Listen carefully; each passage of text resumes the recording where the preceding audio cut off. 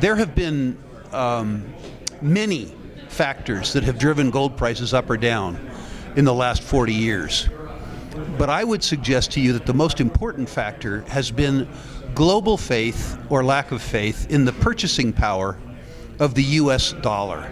So I'm not suggesting to you that gold is going to win the war against the US dollar. I'm just suggesting that we're going to have a return to mean. A return to mean would quadruple or quintuple demand for precious metals related assets in the largest investment market in the world. When we started looking for lithium, we found stupid quantities of it, even while the guys who were producing it increased their productive capacity. That game's done. I'm extremely attracted to the cobalt business, but I'm willing to be in Congo, where many other people weren't.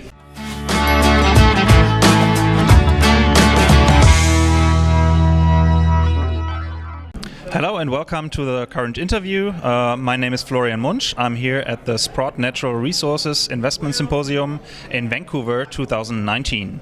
And I'm talking to Rick Rule, President and CEO of Sprott US Holdings. And Rick, it's a pleasure to meet you here. Well, thank you for coming across to support our conference. I'm glad to see you here. Yeah, wonderful. I would like to ask for your opinion about the current state of the natural resources market.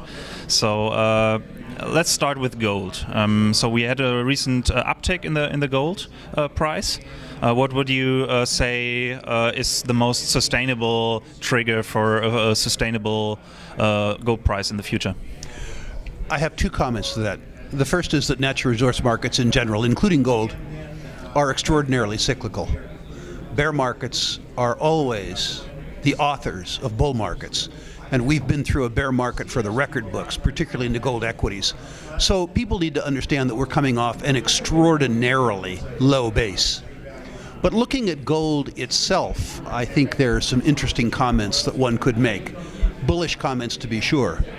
There have been many factors that have driven gold prices up or down in the last 40 years. But I would suggest to you that the most important factor has been global faith or lack of faith in the purchasing power of the US dollar, as evidenced by the US 10-year Treasury. The US 10-year Treasury bottomed in early 1982 with the interest rate at 15.6%. Currently, the interest rate is at 2%, which is to suggest that the yield associated with the US dollar has declined by 90%, meaning that the relative price of the bond is up tenfold. Now, if you believe that gold trades ultimately contra to the US dollar, particularly as expressed by the US 10-year Treasury, and the US Treasury has been in a 35-year bull market, I would suggest to you that that bull market is either over or close to over, which would suggest that the gold bull market is either beginning or close to beginning. Now let's look at two more numbers. The US 10-year Treasury yields right now plus or minus 2%. The stated rate of inflation in the United States is 1.6%, which means that you lend your money to the US government for 40 basis points. My friend Jim Grant describes that as return-free risk. I would argue to you that the US dollar is strong, not because the US economy is particularly strong, but because competing currencies are so weak. In Europe, as an example, you have... Do you see that changing? Negative interest rates. Yes, I do.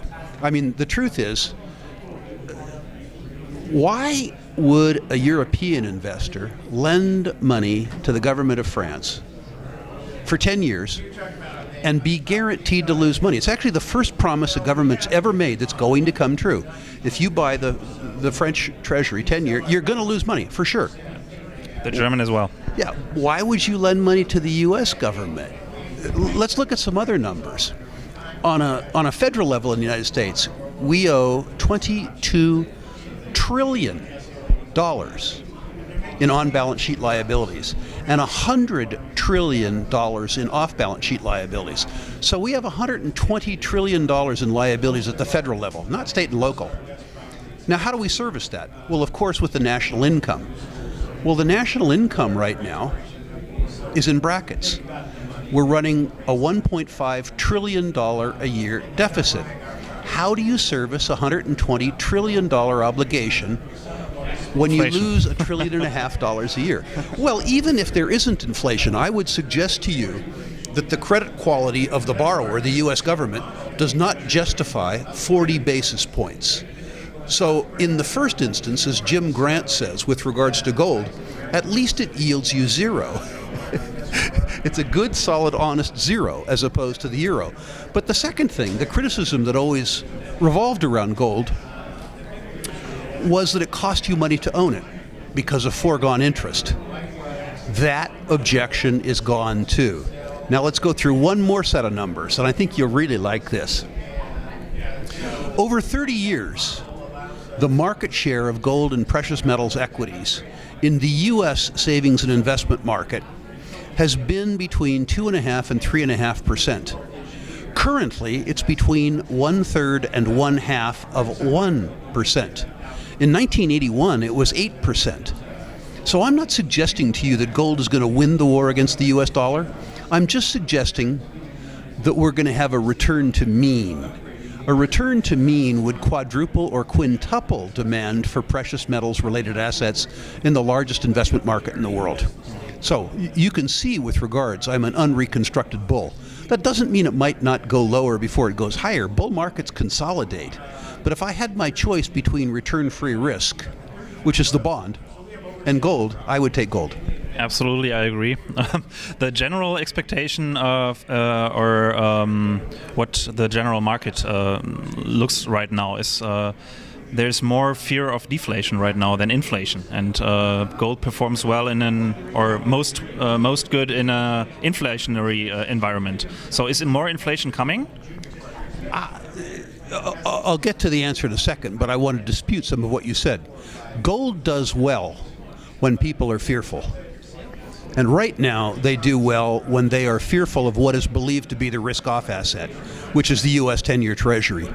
Irrespective of whether it's deflation or inflation, if they have a Treasury auction like they had in the 80s, and people forget to show up, you'll see something really, truly strange happen with regards to the gold price. My own feeling is that their ability to sell a negative interest rate bond goes to two things. It goes to the fact that people want to believe in their governments, whether they do or not. They want to believe in them. And it goes to the fact simply that bonds have performed well for 30 years. Trends in motion always stay in motion until they end, and then they end violently. And the bonds are considered risk-free, or at least the German or the U.S. bonds. Allegedly. Allegedly, I happen to disagree with that. I'm old enough to have lived through credit contractions before, and they're not pretty. Okay, let's switch to maybe some other commodities. What are your thoughts about the base metals right now? Because those are more correlated with the state of the economy. Base metals are very mixed. You have some base metals like copper, which have treated me very well over the years. And the copper price is below the incentive price needed to build new mines. And we're in a structural deficit with copper, but copper is economically sensitive. I'm not an economist myself, but we're 9 years into a global economic recovery. And in my experience, 9 years is a very, very, very long recovery, coupled with the fact that this recovery is at least partially reliant on artificially low interest rates.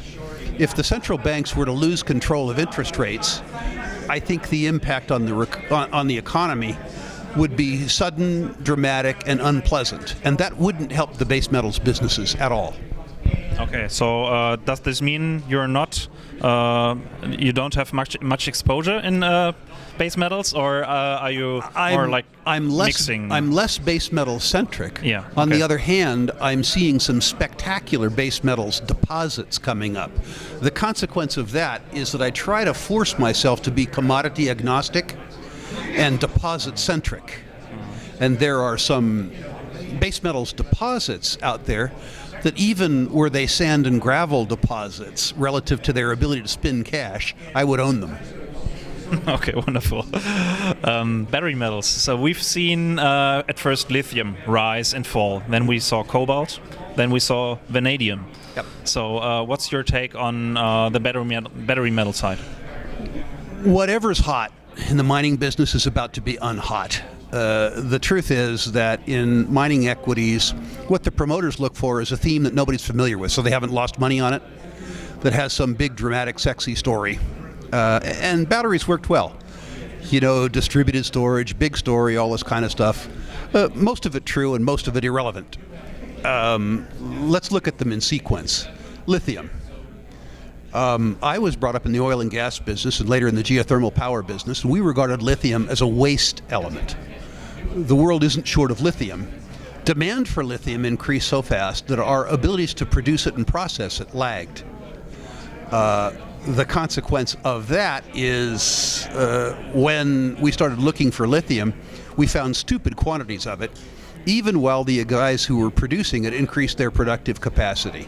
That game's done. Will lithium demand increase in the future? Yes. And who will make the money? The world's big existing low-cost lithium producers. That's who's going to make the brine and the Australian hard rock. That's right. And that's it.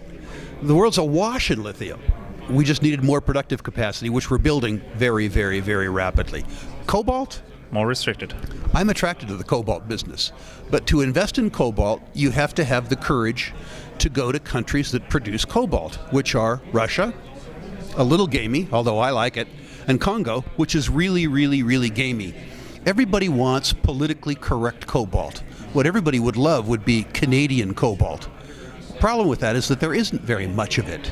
So to play the play, you have to go where the cobalt is, which taxes people's imagination. At least the significant deposits, and that's what you should be looking for. That's all that matters. It's all that matters. The Congolese are going to spill more cobalt than the rest of the world is going to produce. So really, if you care about cobalt, you care about one country. And it's a very, very, very hard country. I have to say, now that people are beginning to hate cobalt again because of the price collapse, I'm extremely attracted to the cobalt business. But I'm willing to be in Congo, where many other people weren't. The battery metals that matter to me are the metals that comprise most of the weight of a battery, which are copper and nickel. Zinc and graphite? Copper and nickel. Copper and nickel. If you look at them by weight, the lithium-ion batteries, 86% copper and nickel? But isn't this so important for the overall capacity of copper production, for example? Aren't other industrial applications more important? That's a really great question, and that leads to something else. The distributed power is an important part of our energy future, but a much bigger part of our energy future is simply increased electrification. Batteries are a manifestation of the utility that electricity generates for all of us. So rather than focusing slavishly on distributed electricity, we need to look more at what will happen with electricity demand on a global basis with urbanization. Cars are increasingly, whether or not they're electric cars or not, increasingly electrical dependent. So the amount of copper in a car over 20 years goes from, I'll do it in European terms, from 80 or 90K to 200K, while the number of units has increased. As more and more people around the world go into more urbanized living environments, the way that they live is increasingly energy dependent. You have to get the power to them, which requires copper. They have to use it, which requires copper. So the electricity story for me is as important a story as there is in resources. And the biggest part of that story to me is copper and nickel.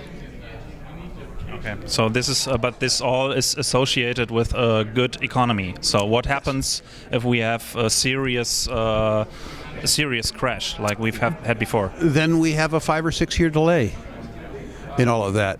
The other thing that's important, you and I, looking like we do and living where we do, we think of resources in the context of developed markets. We think of it in terms of Germany and the United States. But the future for resources is much more broadly distributed. The accretion of wealth in the bottom of the demographic pyramid. The 2 billion poorest people on Earth is the biggest story with regards to resources. And the poorest 2 billion people on Earth have become rapidly more wealthy in the last 30 years, a trend which mercifully seems like it's going to continue. When you and I get more money, we don't spend it on stuff. We have too much stuff already. We spend it on services. I mean, sure, maybe we buy some little gizmo from Apple that, combs our hair and shines our shoes and does stuff like that for us. But it doesn't use up any stuff. When poor people get more money, they increase the calorie intake for their family from 1,600 calories to 2,200 calories.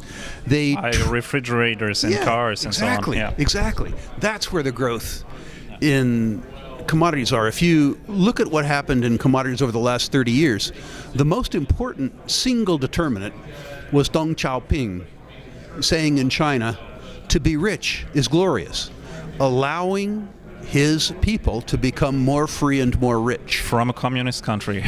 Right. Rick, thank you so much. For the close, I would like to circle back to the precious metals and ask you about what do you think about silver. So you're obviously a gold bull. And what do you think about silver? So we have a record gold-silver ratio right now, and we know that in upcoming markets, in bull markets, this gold-silver spread is narrowing usually. I think that's true. Let me start by saying something that will make me unpopular with the audience. Okay. Which is to say that I don't think that the gold-silver ratio means very much, other than psychologically. Prices are set by utility and scarcity.